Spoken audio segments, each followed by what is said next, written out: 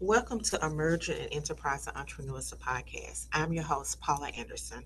I will be interviewing Lauren Brown, who is an emerging entrepreneur based in Memphis, Tennessee. Her business is LRB Global Consulting Services, a Series LLC. Thank you for joining me today. Lauren, how are you? And fine, Miss Paula, on this Friday morning. Good day to you and to our audience. So nice to be here and very honored. Thank you. Well, Lauren is our first guest for this podcast, so I want to thank you so much for signing up to be the first person. Thank you. It's an All right, honor. so let's get down to the conversation. So, emerging and enterprise entrepreneurs. So, this is a concept that I have been studying and interviewing individuals over the last 7 years. And so now I have evolved into turning this into a podcast so that I can get the real stories from individuals on their journeys. We've been focusing primarily on print, but now we're going to be focusing on broadcast, which is podcasting, which is a form of broadcast journalism. So tell me a little bit about why you started out as an entrepreneur from leaving your full time job. Well, throughout my professional career, I always did consulting on the side. And some of that real motivation came from when I was growing up in Chicago. Many of the businesses in my neighborhood were owned by Black people, partly due to the hypersegregation in the city. Um, but that really provided some inspiration for me to see that, hey, this is possible. And so, as I said, throughout my career, I always did consulting on the side where I did training, curriculum development, and that got me going. So when I decided to, quote, retire, I made this business that I was doing, part-time. I made it a full-time business commitment to form LRB Global Consulting Services. And we've been in business under that name for about 7 years. Okay. So tell us what kind of consulting you do. Well, our company helps startups and small businesses with solutions in a variety of areas. We help companies set up their business structure, management consulting. I mentioned training earlier. We do a lot of training, business owners.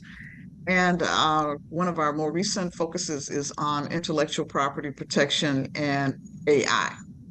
So that aspect of the business has really taken off because I like to say every business has intellectual property, just like other assets in the business. So those are the main services that we provide. I also still prepare curriculum, content, PowerPoints, workshops, those kinds of things as well. Okay. So tell me a little bit about what your challenges has been as a business owner. I know that you are a limited liability company. So what are some of the challenges that you faced? Well, one of our main challenges is having a steady pipeline of clients. There are ebbs and flows. Some of what I learned about my business model happened during COVID, where we couldn't have face-to-face contact with clients and be more hands-on. So, having a steady pipeline and flow of clients has been a challenge, especially since COVID. Other challenges include sufficient financing to not only maintain the business, but to grow and scale the business. We're in the process of growing and scaling. And so financing is always a concern in terms of our business. The other challenge I would say that we have at this present moment is consistent presence in social media. So we're present on certain platforms. And so we're looking at that issue now in terms of what platforms really best reach our target market. so that we're not just anywhere doing everything, but really focusing on our social media presence and making sure to develop that plan. So those are our primary challenges. Okay. Well, talking about obtaining clients, so who is your ideal client in terms of your industry, Mhm. the industry? Our ideal client is either a startup business or a small business. And that ideal client is a business owner who has a need for assistance with, again, setting up their business structure, also identifying, protecting, and monetizing their intellectual property assets. So, what we like to look at are clients who have those needs, number one, and number two, are aware of our services and avail themselves of our services. In terms of the definition of small business, I use the definition provided by the Small Business Administration, the SBA.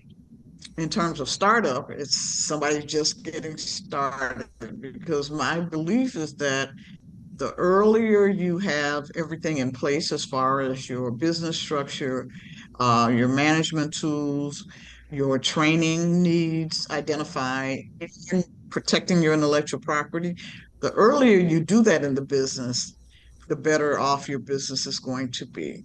Okay. So that's why I like to work with startups and small businesses. All right. So, even though a business is considered to be a startup, have you found that you've been successful in a specific industry, or is it just general across the board?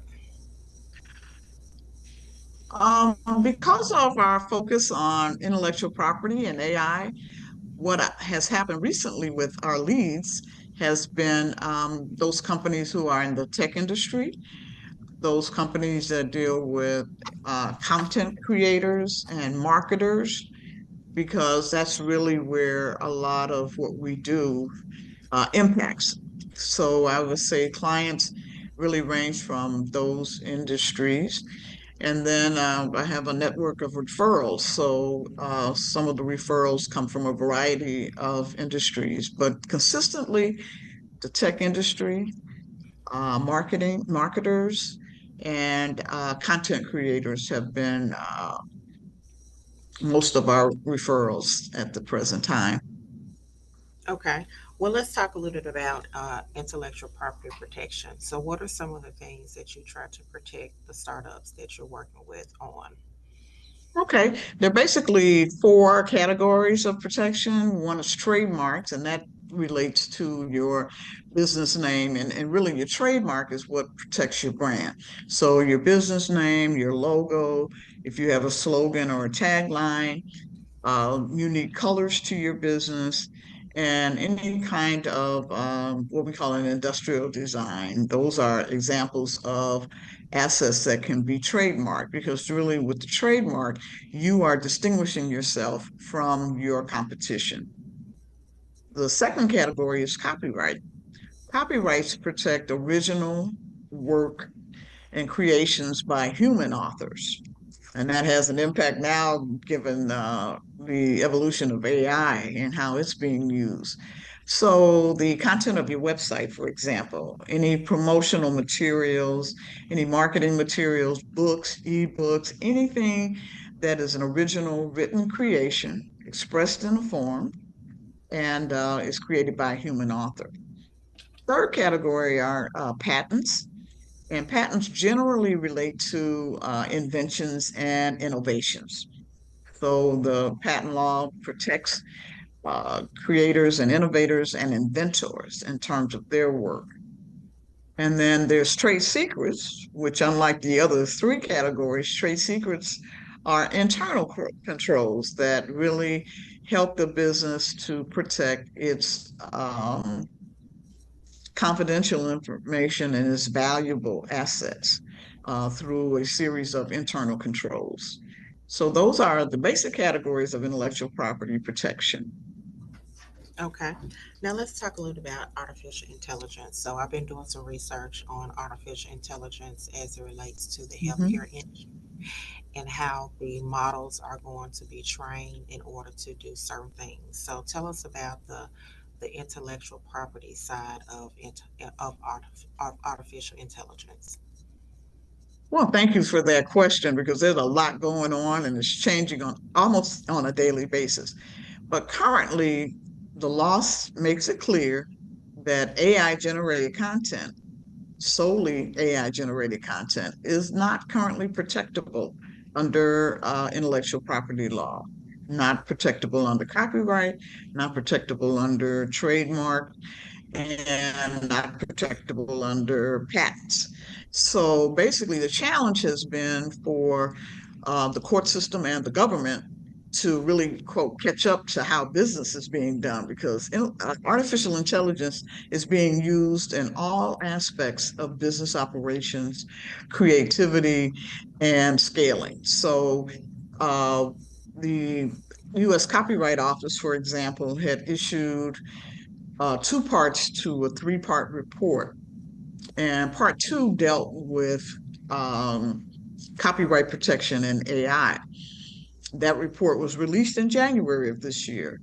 However, in early May, the Register of Copyrights, the head of the agency, the Copyright Office, had her employment terminated by the White House. So they have printed a partial retraction. And now it's not the law, but the policy of the US Copyright Office says as long as you can show that there was a significant degree of human creativity, in other words, you can use AI to assist you as the creator with your project. And as a matter of fact, when you file for registration and protection with the Copyright Office, you do have to disclose what part of your submission was generated by AI and what part was created by you. So the law is still the same. AI generated content, solely AI generated content, is not protectable under current law. But there certainly is a movement to advocate for a change of law and to advocate, I guess, with some success now, with the US Copyright Office in particular. The Trademark Office, the Patent Office are also looking at this issue very closely and very carefully. And as a matter of fact, during COVID, the Copyright Office issued a lot of registrations of what they later found out was AI generated content. And they actually rescinded or took back those registrations. So right now we're waiting for a word from the U.S. Supreme Court, our top court, to give Mhm. some guidance and definitive orders regarding AI and intellectual property protection. So again, it's ever changing. Meanwhile, people are using AI in their business, as I said, in a variety of ways. And so, it does have value. It's just that when you seek to protect what has been created by AI, you won't get that protection currently. So when is the case going before the Supreme Court? Do you know? No, actually, what's happening is various states and jurisdictions around the country are making decisions, courts are making decisions, and they're just kind of going up the ladder, so to speak. So when a case is filed in court, either federal court or state court, it starts at the first level, which is going to be the circuit or the district court level. Depending on what happens there, the losing party can take it to the next level, which is the Court of Appeals. Whoever loses at that level can then petition or ask the U.S. Supreme Court to hear the case. The Supreme Court had an opportunity to hear this issue a few years ago and decided not to. There was a guy who admittedly had an invention, and he also had content that he created. He submitted an application or for registration of his Nimbus, I think it's called, invention and creation. And he said, AI generated. I gave the tool a few prompts and it generated this invention. Well, when he applied for registration and protection, the Patent Office and Trademark Office and the Copyright Office denied his application. He then requested a review by the administrative body within the Copyright Office and the Patent Office, and they agreed. They said this is AI generated content, is not protectable. He then filed an action in circuit court or district court, and the district court said, hey, Copyright Office and the Patent Office were correct. You cannot get protection for this AI generated content. So he lost at the district level in court. He went to the appellate level. They said the same thing. Then he asked the U.S. Supreme Court to hear the case. And the U.S. Supreme Court has a choice. They can opt to hear a case and accept it or decline to accept it. And they declined to accept it. This was still kind of early in the days of AI and intellectual property, but cases are working their way through the system, the court system, working their way up to the U.S. Supreme Court. And we may hear a case soon, we may not. This is an issue that obviously has a wide impact. It will cover the entire country and our territories.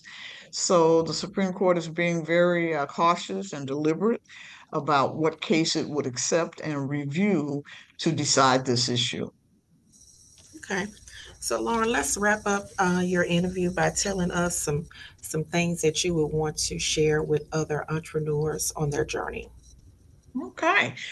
First thing I would say is follow your passion. You do have to be passionate about what you're doing because you're going to have some ups and downs, some ebbs and flows. We talked about a few of them earlier. And you have to find that passion because that's really what's going to keep you going. Keep pushing, keep pressing toward the mark. Person of faith. So I do believe that I have a mission with the message. And so I would say to anyone who's starting business, who's in business, stay focused, keep pushing, and you'll see the difference. Consistency is going to be very important. Try your best to stay financially equipped to operate your business and to grow and scale your business. And then do a variety of things. I like to say that try for multiple streams of income. My business is both the product and a service business. The services are, as I described, products are the content that I create. So the main thing is going to be keep on pressing and be versatile.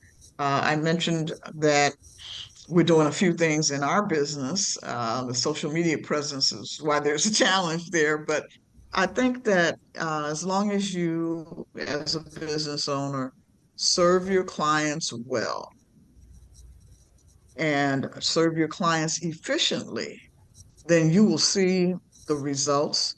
You will see the need to stay in business. You will see the need to grow and scale your business. After all, small businesses are the foundation of this country, will always be the foundation of this country. And if you serve your clients well, you're in a position to not only maintain your business, but to grow and scale it, which means that you're going to be hiring other folks and making jobs. It's part of job creation, and that's very important. So stick with Well, it. Mhm. well, Go thank you ahead. so much, Laura, for joining me today on this first episode of Emerging Enterprise and Entrepreneurs, the podcast. I'm your host again, Paula Anderson. If you would like to be a guest on my podcast, you can send me an email to paulaandersonmedia@gmail.com. That's paulaandersonmedia@gmail.com. Thank you so much, Lauren, for joining me today. You're welcome. Thank you.